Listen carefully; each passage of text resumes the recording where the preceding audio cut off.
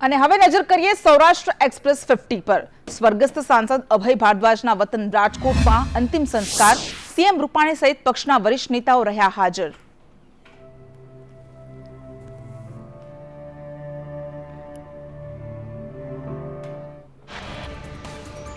રૂપાલા, સંઘાણી, કાછડિયા અને જિલ્લા ભાજપ પ્રમુખને બનાવાયા પેજ પ્રમુખ। 2022ની ચૂંટણી પહેલા માઇક્રો મેનેજમેન્ટની તૈયારી। રાજુલા માર્કેટિંગ યાર્ડની ચૂંટણી રસાકસી ભરી। શુક્રવારે મતદાન થશે। ખેડૂત પરિવર્તન પેનલ અને સહકાર પેનલ વચ્ચે જંગ। દેવભૂમિ દ્વારકામાં લગ્ન પ્રસંગમાં નિયમ ભંગ। નવી મોવાણમાં યોજાયો હતો રિસેપ્શન કાર્યક્રમ। સાંસદ પૂનમ માડમ પણ માસ્ક વગર દેખાયા।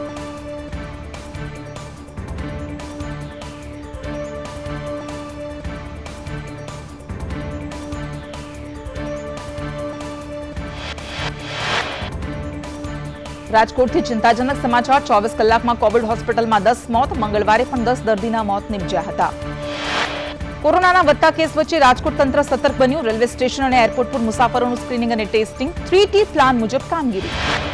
અમરેલીના બાબરાનો બુધવારે બજાર બંધ કરવામાં આવ્યું। બજારમાં ભીડ જામતા તંત્રની કાર્યવાહી। રાજુલા અને જાફરાબાદમાં કોરોના સામે લડવા ઉદ્યોગ ગૃહોએ એક્શન પ્લાન ઘડ્યો। કંપનીઓની કોલોની તેમજ આસપાસમાં સ્વચ્છતા ઝુંબેશ। અમરેલી જિલ્લામાં કોરોનાના 22 કેસ, 17 દર્દી ડિસ્ચાર્જ થયા। હાલ 181 દર્દી જુદી જુદી હોસ્પિટલમાં સારવાર હેઠળ। ભાવનગરમાં સોશિયલ ડિસ્ટન્સ ભંગ મુદ્દે કાર્યવાહી। બેંક ઓફ બરોડાને ₹10,000નો દંડ। કોવિડ ગાઈડલાઈનનો ભંગ થતા કાર્યવાહી। અંજારમાં તંત્રની ફરી સંયુક્ત કામગીરી। માસ્ક વગરના 30 લોકો દંડાયા। અંજારમાં કોરોનાનું સંક્રમણ વધતા કાર્યવાહી। બોટાદમાં પ્રવેશ દ્વાર પર કેમ્પનું આયોજન। બહારથી આવતા વાહનો, મુસાફરોનો કોરોના ટેસ્ટ। ટીઆરબી જવાનો બંદોબસ્તમાં ગોઠવાયા। હળવદમાં આરોગ્ય વિભાગ થયું દોડતું। સંદેશ ન્યૂઝના અહેવાલ બાદ તંત્ર હરકતમાં। એક વસ્તીમાં 35 જેટલા કોરોના પોઝિટિવ હોવાનો સરપંચનો દાવો। ભાવનગરના વલ્લભીપુરમાં બસોમાં મુસાફરો ખીચોખીચ ભરાયા। સામાજિક અંતરના ધજાગરા। લગ્ન ગાળામાં પરિવહનમાં વધારો।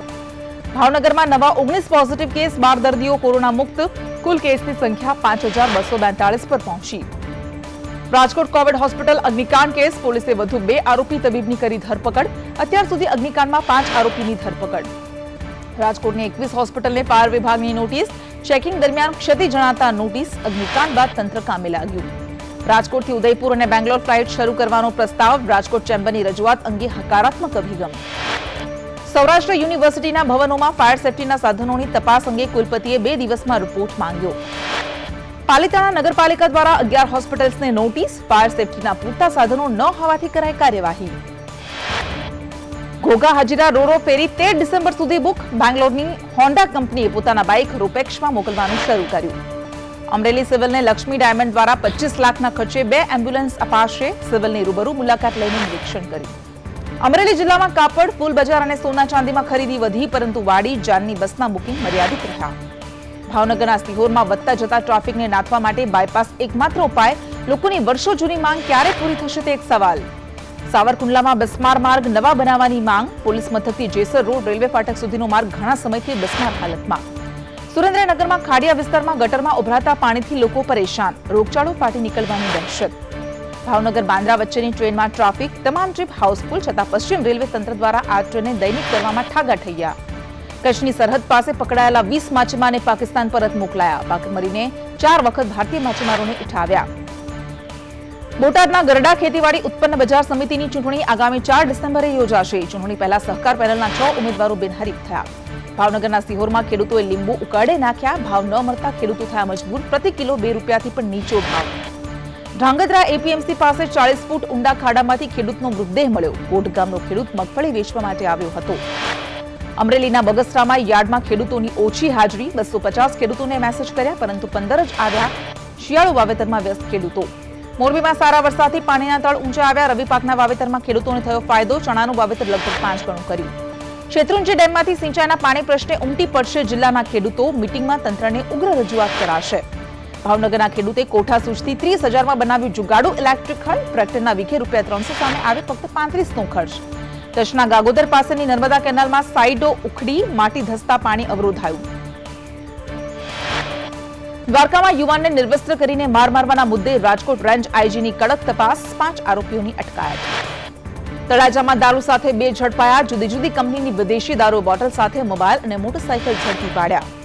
સિહોરના ટાણા ગામે વાડીના દરવાજે ઉભા ખેડૂતને બેકાબુ કારે કચડતા મોત નીપજ્યું. કાર ચાલક ફરાર થયો. ભાવનગરના મહુવામાં કારમાં લાગી આગ. ચાલુ કારમાં અચાનક આગ લાગતા કાર બળીને ખાખ થઈ. ફાયર વિભાગની ટીમે આગ પર કાબુ મેળવ્યો. રાજકોટમાં છેલ્લા 3 દિવસથી તાપમાનમાં વધારો. ન્યૂનતમ તાપમાન વધીને 19 ડિગ્રી થયું. ઠંડીમાં ઘટાડો થયો. અમરેલી પંથકમાં તાપમાનનો પારો 2.6 ડિગ્રી ઊંચકાયો. શહેરનું ન્યૂનતમ તાપમાન 20.6 ડિગ્રી રહ્યું. ભાવનગરમાં બપોરે તાપમાન 32 ડિગ્રીને પાર જતા બફારો અને ઉકળાટ. હવે 4 ડિસેમ્બર બાદ ઠંડી પડશે તેવી આગાહી.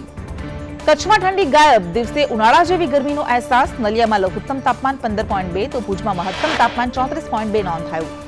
તાલાલા ગીરનો જવાન અરુણાચલ પ્રદેશમાં શહીદ. જવાનના નિષ્ફળ દેહને વતન તાલાલા લઈ જવાશે. ગાર્ડ ઓફ ઓનર આબાદ અપાશે અંતિમ વિદાય.